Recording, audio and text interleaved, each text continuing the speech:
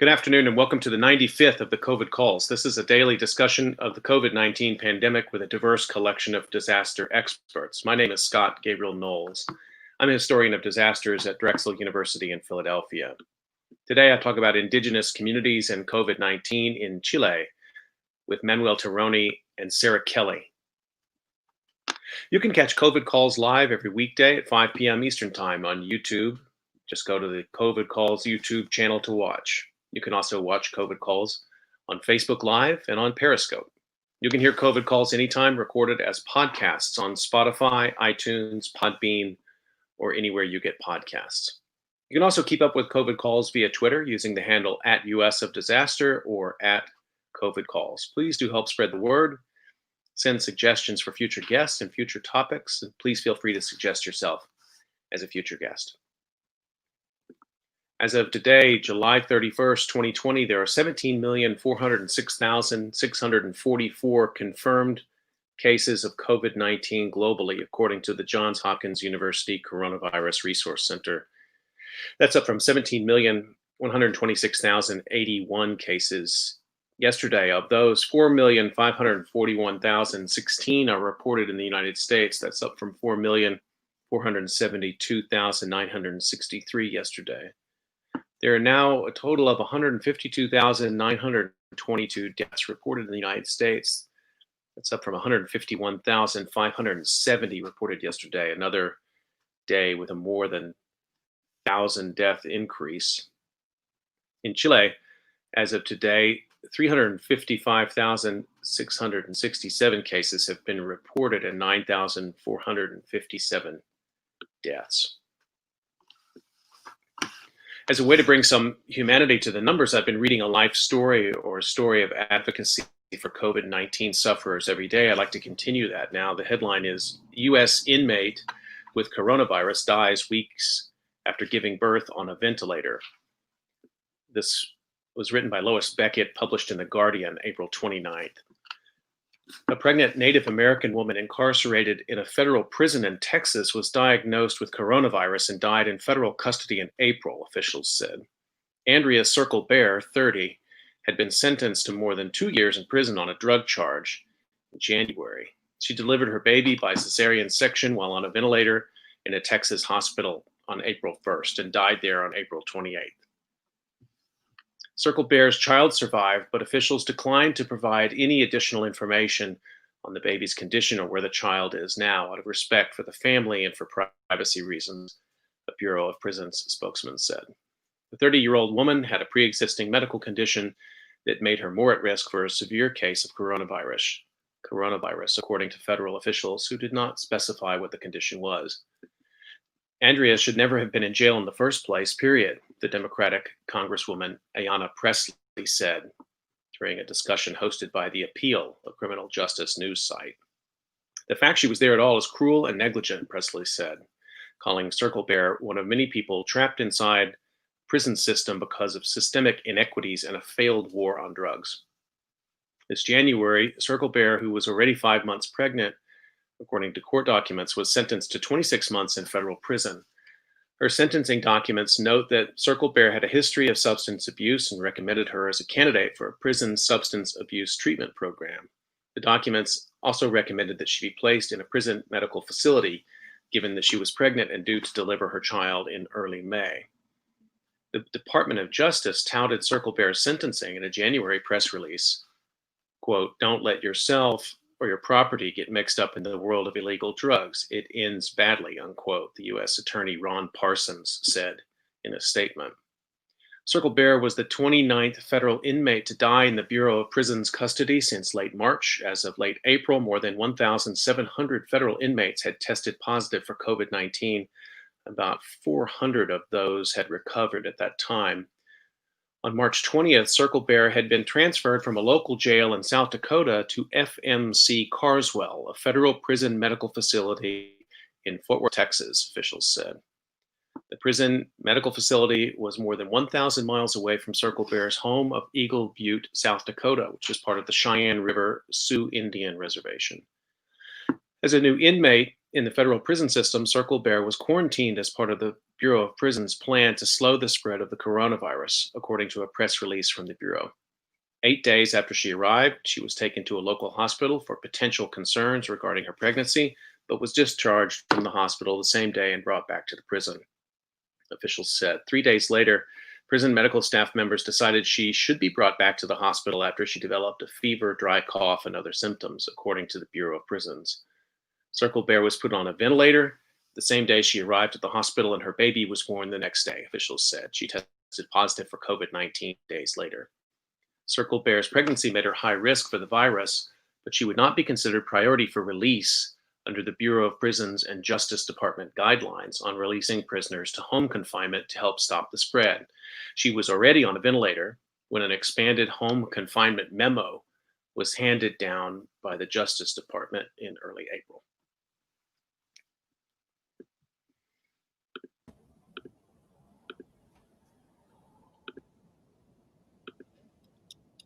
Okay, I'd like to turn to our conversation for today and introduce my guests. Sarah Kelly is a cultural geographer and postdoctoral researcher affiliated with CIGIDEN, the Research Center for Integrated Disaster Risk Management, and Dartmouth College. Her work addresses water, climate change, and disaster studies through community-based participatory research and mapmaking, principally with Mapuche Huilliche communities in southern Chile. Manuel Tironi, my second guest, is an associate professor at the sociology department at the Catholic University of Chile, where he convenes the critical studies on the Anthropocene Research Group. He is principal investigator at CIGIDEN, the Research Center for Integrated Disaster Risk Management, and the 2020-2021 Global Advisor of the Institute for Culture and Society at Western Sydney University. Sarah and Manuel, welcome to COVID Calls. Hi, Scott. Thanks for having us. So I like to start today the way I've been doing. Oh, Manuel is there. We might get a slight lag there. Okay, I think we're back. I like to start the way I've been doing all of these discussions, which is to just find out where you're calling from and what the COVID-19 situation is there. And depending on where I'm calling and what the day of the week is these days, it's really volatile. So I'm interested to hear what it's looking like where you are. Sarah, could you start, please? Sure. So I'm based in southern Chile, just near Valdivia in La Región, in the region of the rivers region. And here the COVID situation is not nearly as pressing as the Lagos region further south or Santiago. So there's just over 900 cases in the region, and it's a more rural, spread out region. So in terms of exposure to the virus, there's not as many issues, but other issues related to economic hardship. It is a region where people are highly concerned in dealing with poverty, and so other aspects of the disaster are affecting it. Are there any kind of preventive measures there, shelter guidance or mask guidance or things like that? There's some mask guidance in terms of cities and public areas. They're required. And there's been some opening of restaurants recently of 25% have been opened in the last couple of weeks. And we're still seeing how that's going and what that means. That beyond that, it depends on the municipality, how it's being handled. Manuel, can I ask you the same question, where you're calling in from and how's the pandemic looking there?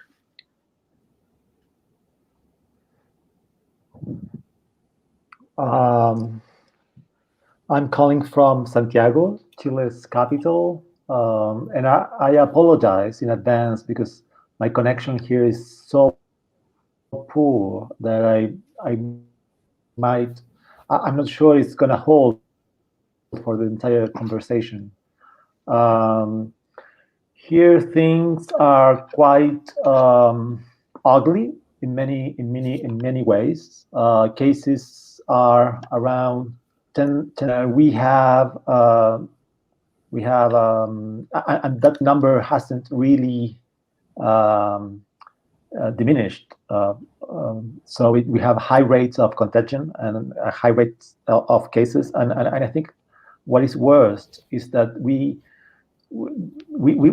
don't know for sure about the numbers. There are so many conflicts and so many doubts about cases, about the metrics utilized by the government, that there are a lot of suspicion around counts and counting. And as Sarah was saying, we probably one of the most complicated things is all the hardship that families, especially vulnerable families, are going through these days. Hunger, like directly, right? Like people doesn't have food, so it's a very, very kind of extreme situation for many families and many communities here in Santiago.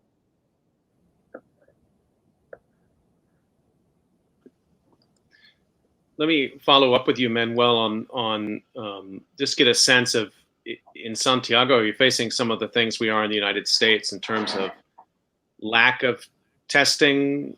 Are there ample supplies to do the testing? In the United States, there's a big story in Vanity Fair that came out today that really underlined the complete debacle of not having testing available as a federal, not just as an incompetence, but literally as a strategy, that they didn't have the testing ready. Do you have a similar situation in Chile in terms of testing and contact tracing?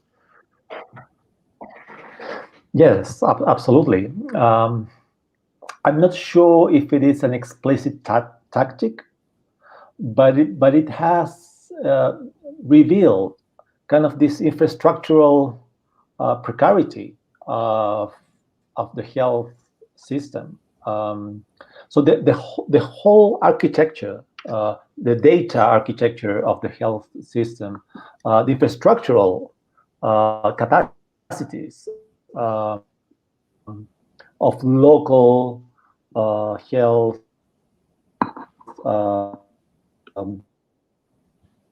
of hospitals and local health services is so poor, is so precarious. It is kind of it's missable all those vulnerabilities of the system. So the government gathering data, but the data gets lost. And they have had cases kind of like almost funny cases of like tragic comical cases of tests that have been found in the streets. So all these situations that basically reveal historical and accumulative precarities of the entire health and governmental system at large. Manuel, we're fighting a little bit of a, we got that, but we're fighting a little bit of a technical battle there, and I appreciate you working so hard to make it work. If you look at the bottom of your screen there, there's a button that allows you to stop cam, and if you try that, although we will lose the video, we might gain a little quality back in the audio. Those who've been following COVID calls know last week that we had a situation with a bunch of researchers on and they lost video. We ended up bringing them on by phone. So we can do any number of things, but we do want to keep hearing you as much as we can. Sarah, let me turn to you. I want to find out a little bit of your background. What were the steps that got you into this research? What are the core questions that still get your synapses firing? How do you find yourself in this work? Sure.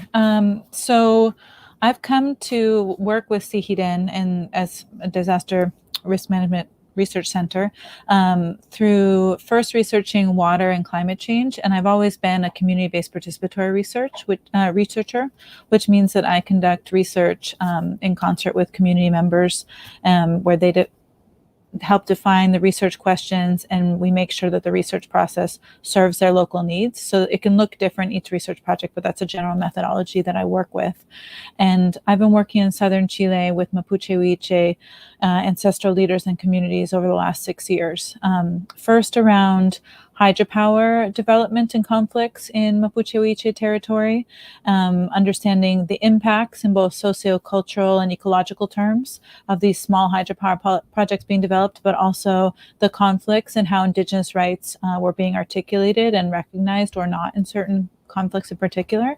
And from that, I've expanded my research to look at different climate change issues and related to seasonal drought and access to water, and looking at the different ways vulnerability is experienced and related to water. And so with the, always through, one of the main methods I've used is participatory map making. So during this pandemia, I've worked to use those tools to develop another project. And I'm working right now with partners, Mapu Express, which is an independent autonomous media collective in Mapuche territory. And we've started a map that's interactive. And so the project's called Mapeando el Coronavirus en Awal Mapu, which is mapping the coronavirus in Awal Mapu, which is the historical name for Mapuche territory.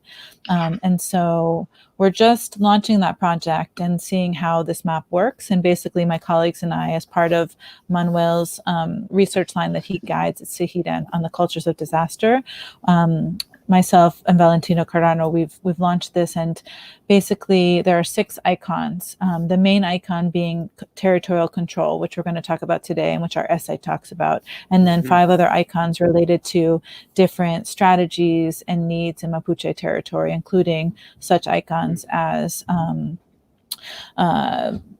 translating from Spanish to English in my head, but political violence, extractivism advances, like points where there's extractive industry activity, but also strategies such as trafficking tum, which is the exchange of food and goods, cultural patrimony in relation to health, and other icons. So that's the main project I'm doing right now. And I don't know how Manuel's audio is now, if he's also present with us to add in anything. We have lost him at the moment from screen, but I think he's probably scrambling to try to get back. So we'll connect with him. Okay. So let's stay. But there's as far as the map, that project, is it already up online in a format that people can see and access? Or yes, yeah, and I'll I can send you the link to that, Scott. If you can put the link in the private chat, I'll put that up so people can see it. Yeah, I know absolutely. we have a lot of people who listen to COVID calls who are really interested in that methodology. And last week we had a great session with Jer Thorpe and Yanni Lukisas, and they do this map room project in the United States, and they're starting a COVID-19 mapping project. And we did that in the session. We actually had people mapping while we were doing the session last week. So that was, I think there'll be a lot of interest if you can. Yeah, it was fun. Yeah, I'll send that on to you. Thanks. Let me follow up and ask something, I think, for people who may not be as familiar. When you say participatory research, what does that mean to you? Like, what are the real defining features of participatory research in the way you employ it?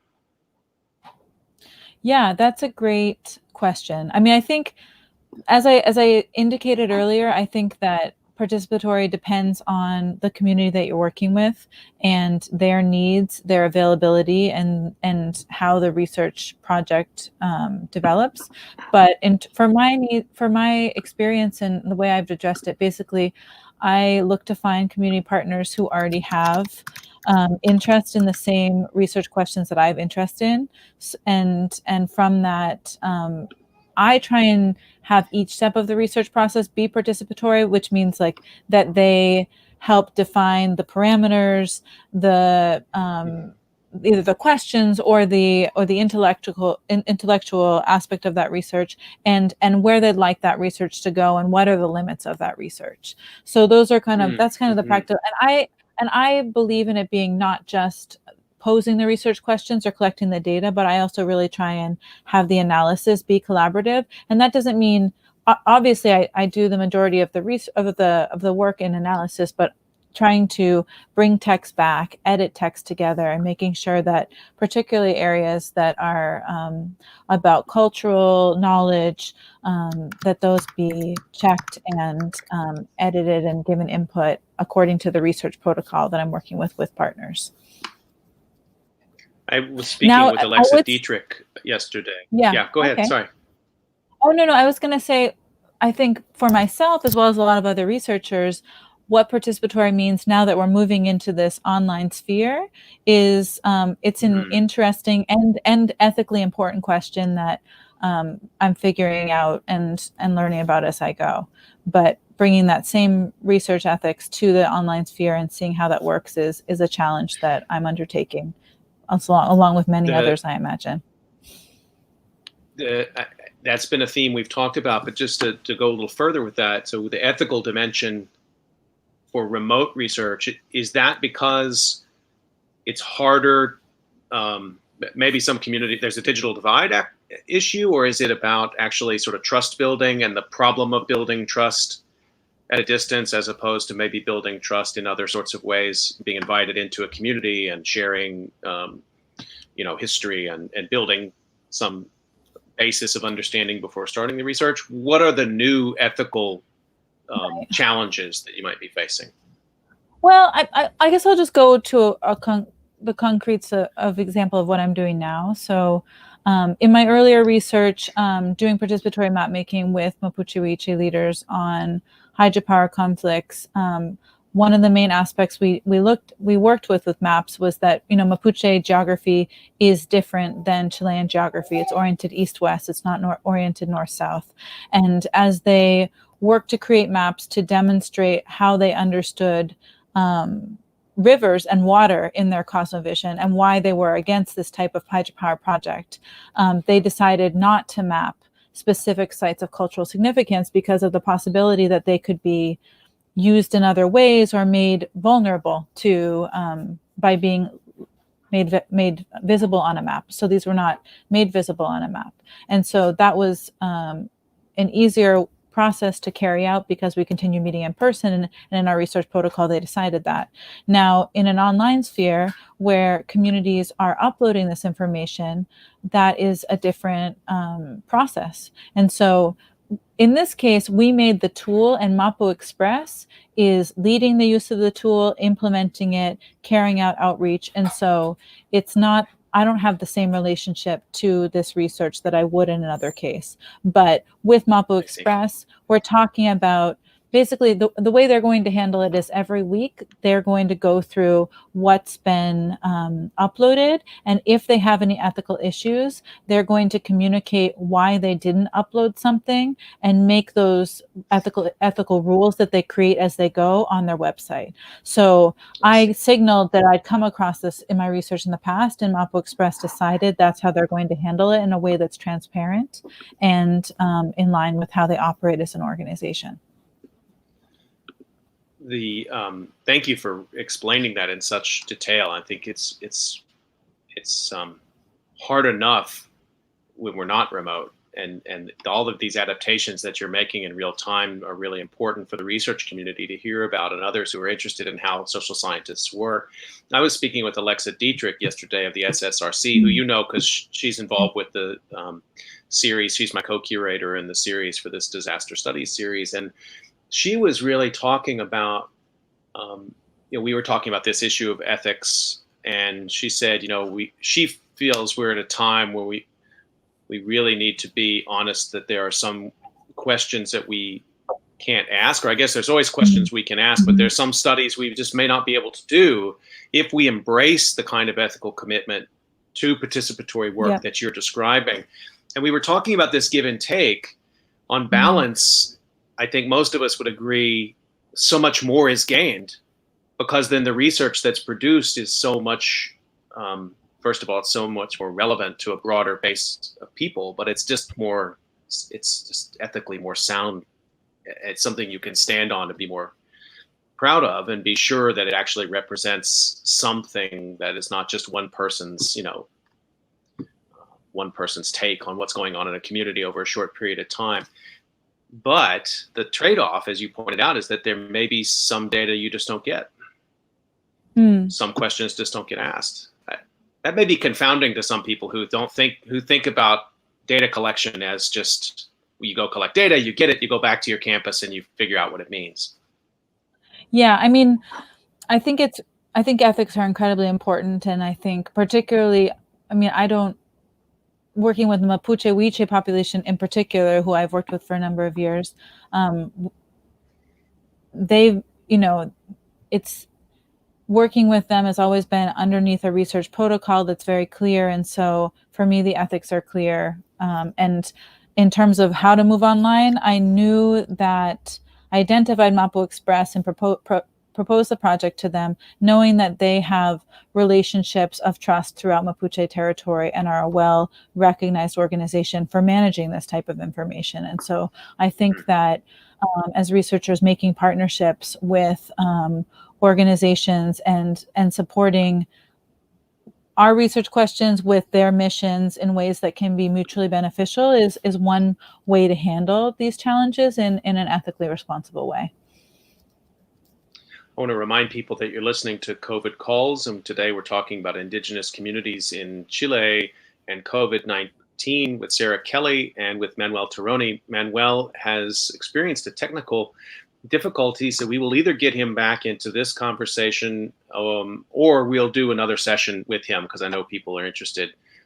It was almost too greedy to have you both in one session, frankly. So if we bring him back for another one, then that's perfectly fine. I want to read, you published an essay in the SSRC's Disaster Studies group, and I'm just going to read a brief bit from that to bring us into some of the work you're doing there. You say in the essay, and you're talking about territorial control and some of the sort of political issues that have been raised in Chile under conditions of COVID-19. Right. And you say in the essay, this is the lesson of territorial control, to find more careful ways of managing crisis and to help repair somehow centuries of settler aggression. The disaster risk reduction system has to establish a meaningful dialogue with indigenous collectives, recognizing that indigenous people have complex and holistic understandings of disasters in their territories. It's a complicated story and an ambitious analysis. And I wonder if you could talk to us about some of the fundamentals that we need to understand as we think about what's really going on there. So can you tell us, like, what is territorial control? What does that mean right now in this COVID-19 context?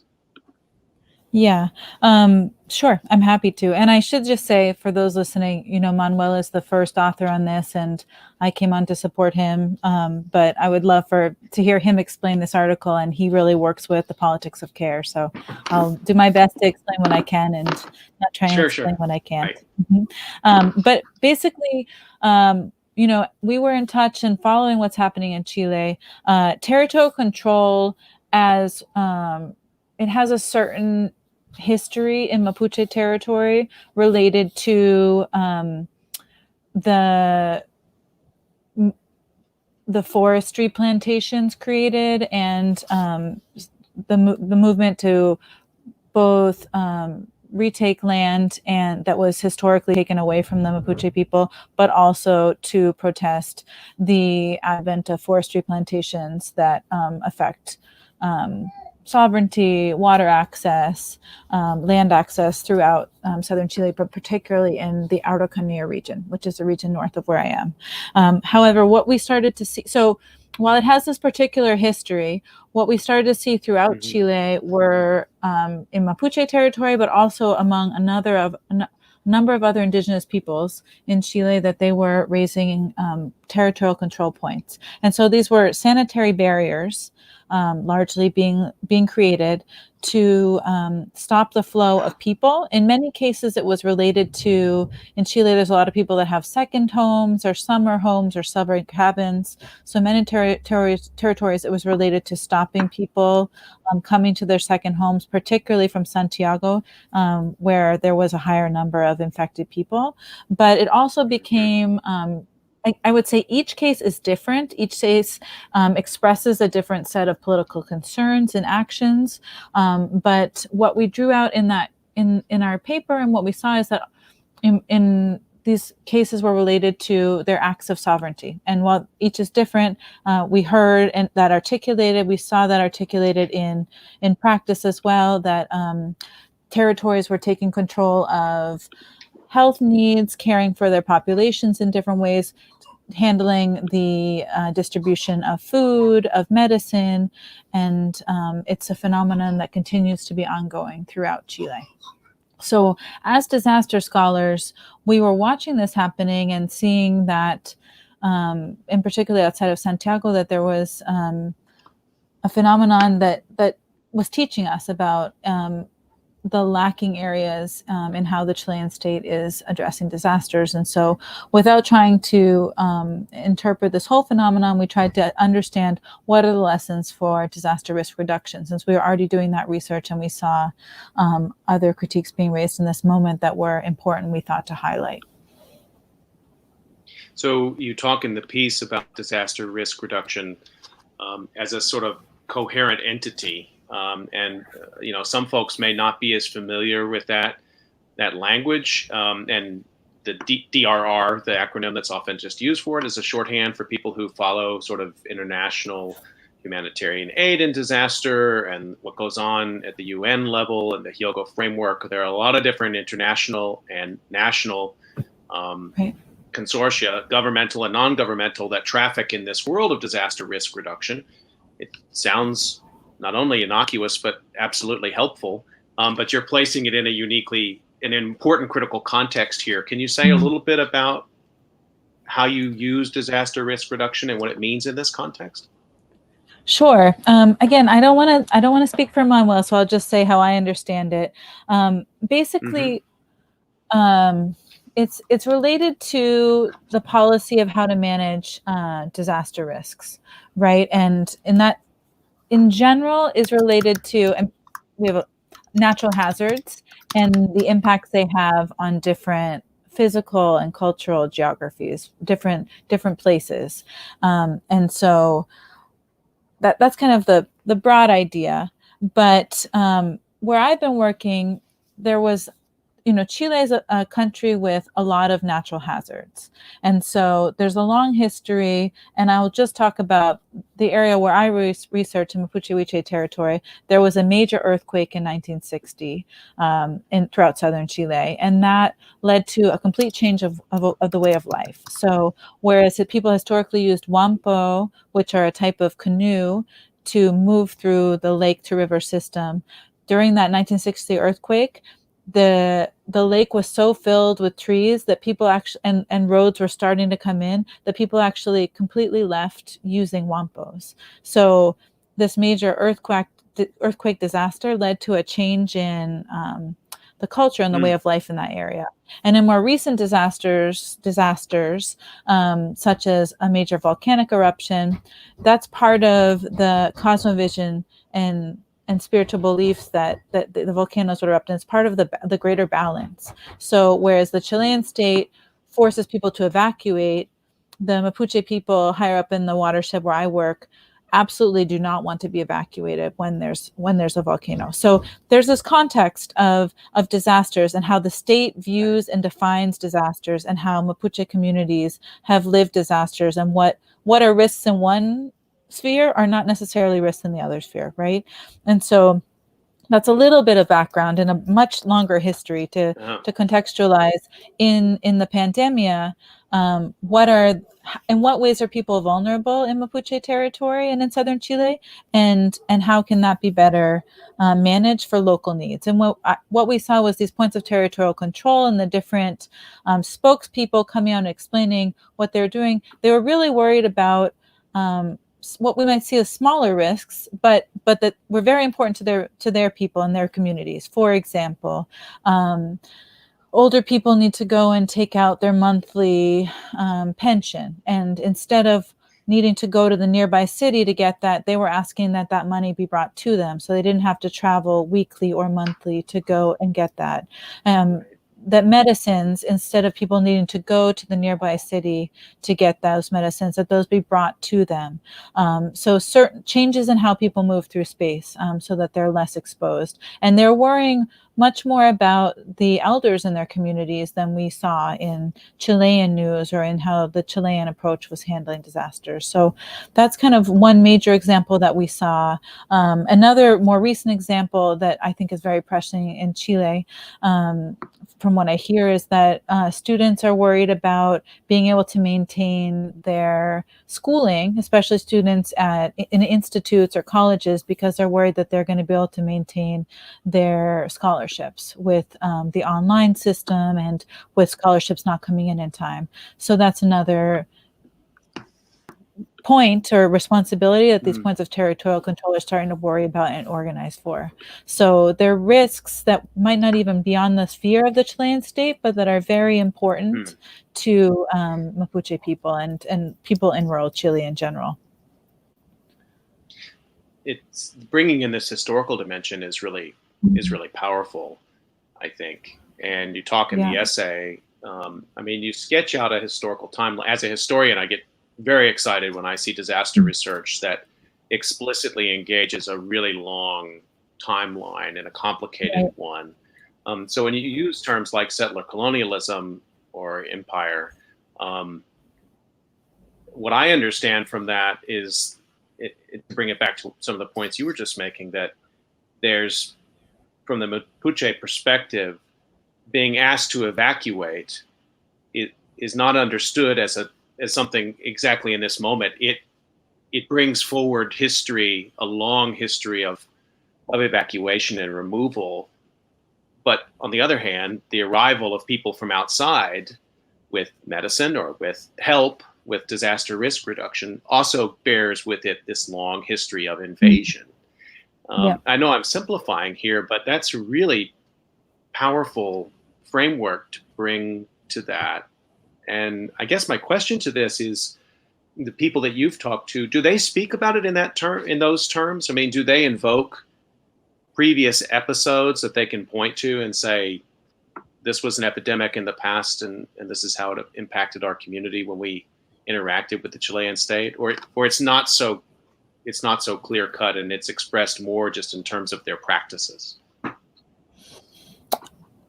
I would say, I mean, so the heart of my work before coming explicitly to disaster studies was around hydropower conflicts. And what I could say, since I've done a lot more interviews, what I can say based on that data and those experiences conducting ethnographic research for 2 years and over 70 interviews, semi-structured interviews in the territory, is that most people Mapuche people connected hydropower development today to a history of colonialism that did not begin with the Chilean state, but began with the arrival of the Spanish crown. And in general, there's, all of these different state agencies that lead to different projects being developed in Mapuche territory, and people don't distinguish one from the other in the sense of they're all seen as being brought from outside and imposing one way of organizing and doing territory upon the Mapuche way of organizing and connecting to their land and viewing and understanding water and other elements of nature that we might separate, right? And so in that sense, state disaster management is one more state program that is part of that history and is part of that imposition. And that's why when we're using the term settler colonialism, we're connecting it to what we've observed and learned in territories. I want to remind people you're listening to COVID Calls, and we're talking about indigenous communities in Chile and the pandemic, and you can get your questions in, just put them into the YouTube live chat, or you can put them up on Twitter. Just be sure to tag at US of Disaster. So just to stay with this a little bit more, if territorial control, the way you've sketched it out, this is still vulnerable people. And they're still having to deal with the epidemic there. So what kind of tensions, what kind of stresses does that place? Once territorial control is sort of enacted, how do people then cope? Are there organizations from the outside who are welcomed in by invitation, or is this a moment of improvisation and creation of more self-sustaining kind of health clinics or epidemiology. How's that working? That's a big question, Scott. I mean, so one, I'm kind of give two pieces of this because I think that's a major question that I don't have a full answer to at this moment. I'd say one part of this of the mapping project that we're doing right now, and we don't have the data yet, but Mapo Express is working with the first line of health responders throughout Mapuche territory to fill in the map, the interactive map that we're creating, and connect what they're observing with territorial dynamics and these like, are they seeing that people, what types of Mapuche medicine are being used, what types of strategies are they finding, are they working? And so I don't know the answer to that, but Mapo Express in this project that we're supporting at Sihiren, they're doing that research right now. And so maybe when Manuel comes back in a few weeks, he can share that with you all. So that'd be kind of my direct piece. And then basically, I've been thinking as a researcher, rethinking how I understand vulnerability. When I was on Isla Huapi, which is an island in the middle of Lake Ranco in the Rios region, when the coronavirus became a bigger phenomenon. And I was thinking about vulnerability to climate change, and we're doing this study combining scientific knowledge and ancestral knowledge to understand water quality contamination and what that means, and so I was thinking about vulnerability in terms of water scarcity. But on this island that is mainly subsistence agriculture, all Mapuche owned land, I saw that they were very resistant and resilient in other ways, right? And that I already knew that, but looking at it through this lens of the pandemia, it really shifted my understanding of what's vulnerability and what's resilience. And so basically, I learned it's a lot more complex than I was thinking about beforehand. I think a lot of other people are dealing with that too. And so it's something I'm learning about more right now. And I think a lot of other people are kind of rethinking the relationships between vulnerability and resilience. I know that a lot of the communities that I work with are focusing much more on subsistence agriculture and diversifying what they're growing and expanding what they're growing. I think that ecotourism is very big in southern Chile, and so indigenous and non-indigenous people are very vulnerable in the sense of if there's a summer tourism or not. If there's not summer tourism throughout southern Chile, that can be really catastrophic for many people.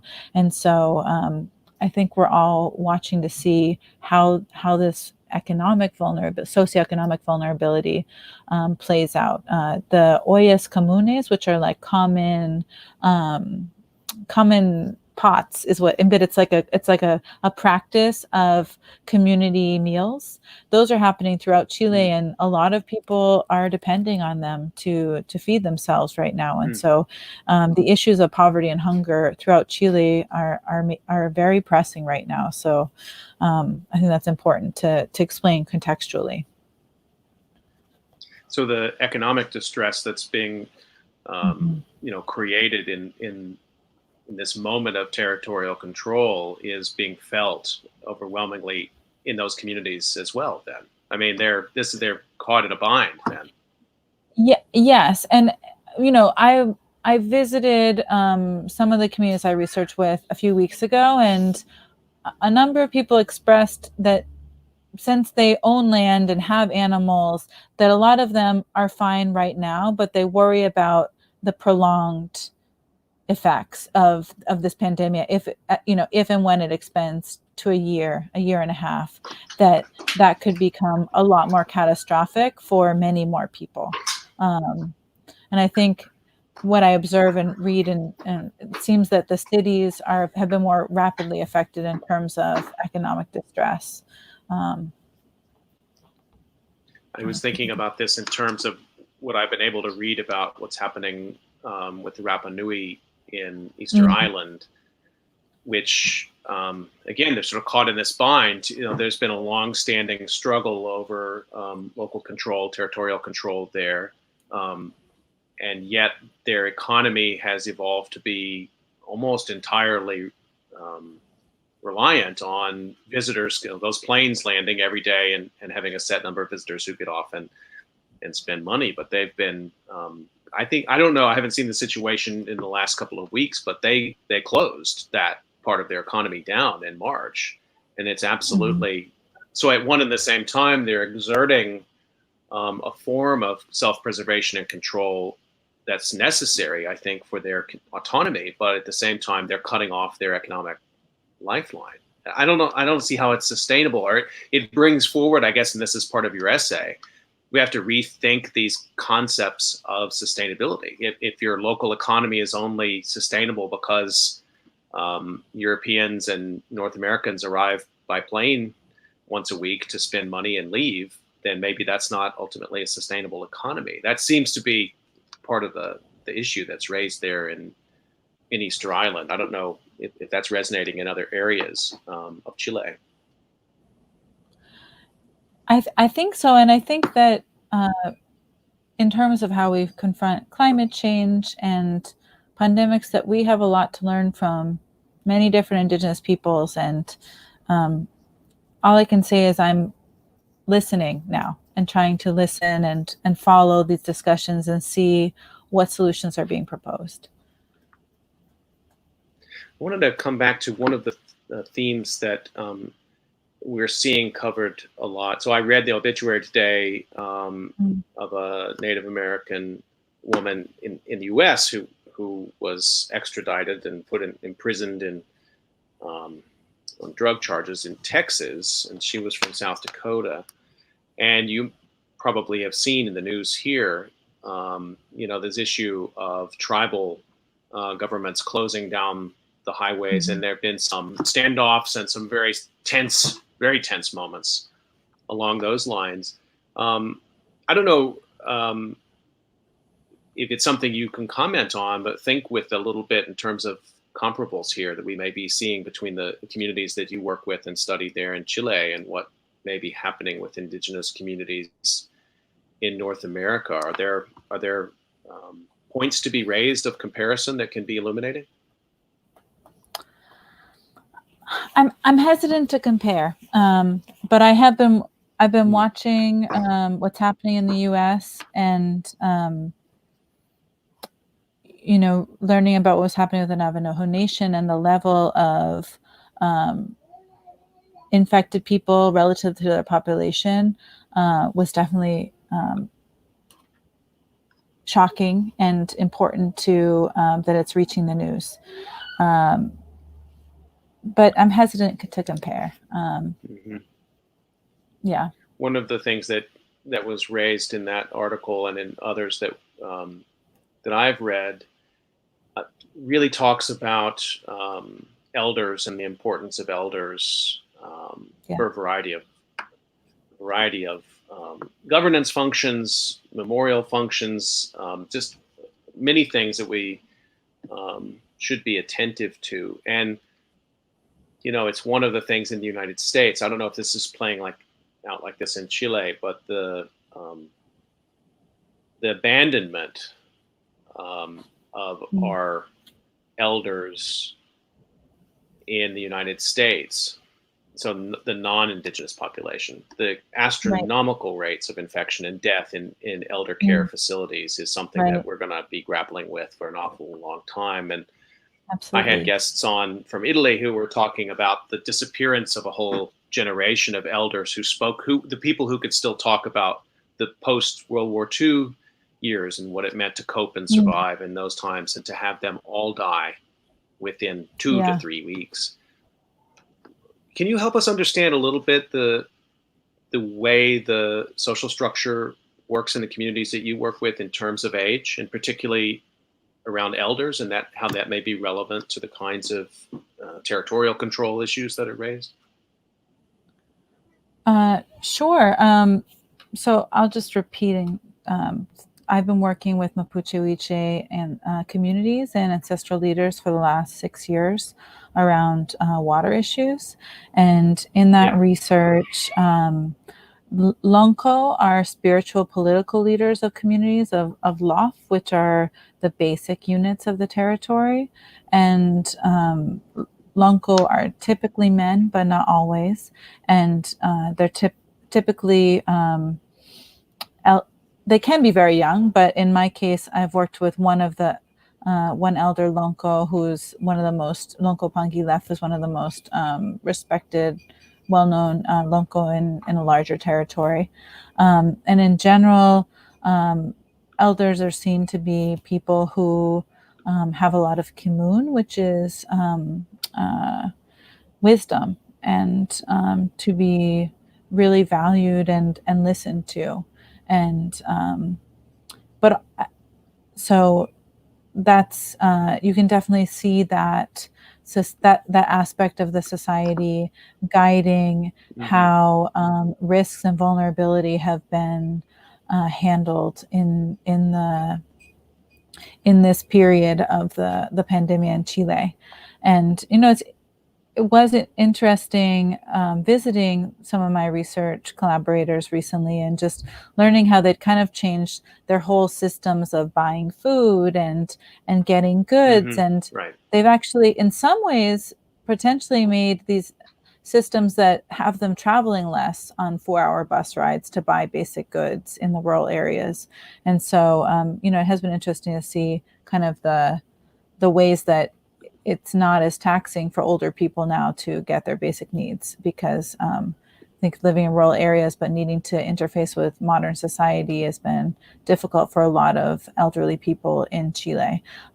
For those who don't know Chile, it is a very centralized country. So Santiago, the capital, is where the majority of the population is and where a lot of the decisions are made. And the rest of rural Chile is large parts of it are very sparsely populated. And so how those vulnerable populations get access to resources such as healthcare, other needs, or jobs is a major issue. And it's not seen as much in public policy because policy is generally more urban centric. I wanted to just something you were talking about earlier about your how you ended up doing work there and your some of your earlier work about water and climate change. I had the opportunity to also be resident only for a short period of time at Sigaden in the summer of 2018, the winter of 2018. And one of the things that really struck me profoundly was a country that had such a wide variability of scarcity of water and too much water. I mean, I've never been in a place that had such a wide variability of that, and then to map that onto the political economy of the country is really fascinating. Studying indigenous populations in that context is not something I did explicitly, but I did find myself in the north, in Inca de Oro, in the Atacama region, and places that receive globally, on average, less rainfall than anywhere else in the world, and yet they've been having these tremendous storms and flash floods.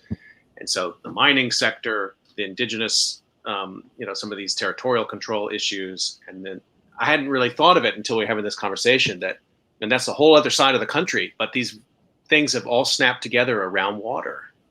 And you've obviously had this insight many years ago, so I'm not explaining your work to you, but could you draw out a little bit more how your thinking may be changing on this? Well, I guess I'd say that one point where water comes together, and my colleague Patricio Melianca in Mapo Express brought this out when we just had some press releases for launching this mapping project. But I also came across this in my research on hydropower, is that this is southern Chile is a very biodiverse area. I can explain this in my scientific terms, but the Loen, which is plant medicine, there's an incredible variety of plant medicine. And there's, Mapuche knowledge around plant medicine is diverse and profound, and it's an integral part of their culture. And so where there is more, what I would say more potent plant medicine is where there are water sources that have specific spiritual as well as what me and a Western world might say certain biophysical characteristics too. But clean water, living water in these places of water springs or waterfalls. And so these places are where the plant medicines sought to treat more serious health issues. And these are the same areas that are targeted by various types of extractive or natural resource-based industries, such as hydropower, forestry, aquaculture. And so you see these intersections of health needs, sovereignty of territory and cultural resources like plants and extractive industry. And so with the map that we've been working on, but just in general, you see that these things aren't separate in practice and that one is exacerbated by the other. And so I think it's really important to, as disaster researchers, to really try and understand the complexity of the pandemic and how it intersects with the issues we were already researching, right? And it's pressing. Absolutely. I want to let people know we just have a couple of minutes left. You could still get a question in if you want to for our COVID calls discussion with Sarah Kelly today about Indigenous communities in Chile and the pandemic. I think we'd be remiss if we didn't just say a bit about SIGIDEN, the Research Center for Integrated Disaster Risk Management. Would you mind, and I can chime in too, because I was briefly part of that community. But what an astounding community of researchers, what a unique approach. Can you say a little bit about how you found them or they found you and what your work has been like integrating with them?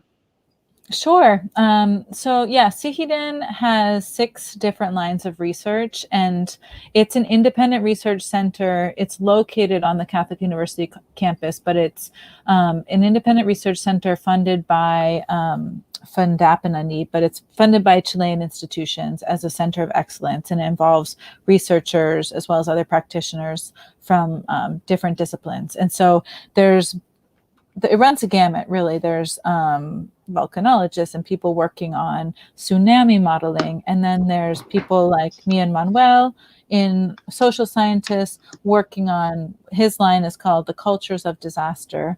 I'll say that in short. And working on disasters more from different qualitative and quantitative perspectives in the social sciences, including sociology, geography, anthropology, among others. And so there's a lot of collaborative work being done in SIGIDEN, and I'd say that one of its strengths across the institution, but particularly in Linea 4, line 4, which I'm part of, is that we're doing really innovative, participatory, collaborative, creative work to understand disasters, both in contemporary terms, but also the legacies of disasters. For example, role of memory in areas of Santiago where there's been flooding historically and how that leads to how communities are being recreated and built today, among other projects. So it's a really neat center to be part of, and as well, based on your time, that there's some great people that are part of the center. Absolutely. And what you're describing, even just these multiple lines of research, I think most people, this is what we should be, I think, aspiring to for disaster research centers around the world, which is that, and I want to give a shout out to Rodrigo Cienfuegos, the director, who was so kind when I was there. And as a historian, I will say, it's not that often we are treated as sort of a hothouse flower. People are not unhappy if you're there at a disaster research center, but in ones that are often so focused on engineering, to have such a crucial space in the research design for humanities and social sciences, I can only think of a handful of places in the world that actually do that and really do it. Oh, interesting. And it's a constant challenge, obviously, but that was really impressive to me in my time there in Sigaden. And just to, Manuel is not here to say it, but I guess I should say it was because of his kindness that I was able to go there and undertake some of this research that I did there at that time. So we will be sure to have him back on, and he can say a little bit more about what it means to be there at Sigaden in longstanding. So I guess we're up on time. I just got a last little question for you. You're going to give the link for this mapping project so we can share that out with people. And how are you keeping your stamina in this time? I mean, this is a disaster with this is a slow disaster with an uncertain middle, I would say. I'm not even going to talk about the end. How are you keeping pace right now? I have a 9-month-old child, Kian, and he is okay. I'm keeping up with him, crawling every day, and just living life, and knowing that we're all going through what I would say is a collective trauma, and also different challenges in terms of being able to see our families, or and many people are going through much more hardships than that, right? So I just try and be grateful for what I have in my family, and support those around me as I can, and also know, I think when this moment's over, nothing's going to go back to how it was, but I think many of us are also going to say, oh, wow, a year felt like 3 years, but it's also the months are passing quickly. So I think it's just important sometimes to take a breath and put it in perspective, and appreciate what we have around us. And I know that's a privileged thing to be able to say in this time. So I recognize that as well. Privileged, but still important to say that. Yep. And thanks for sharing that.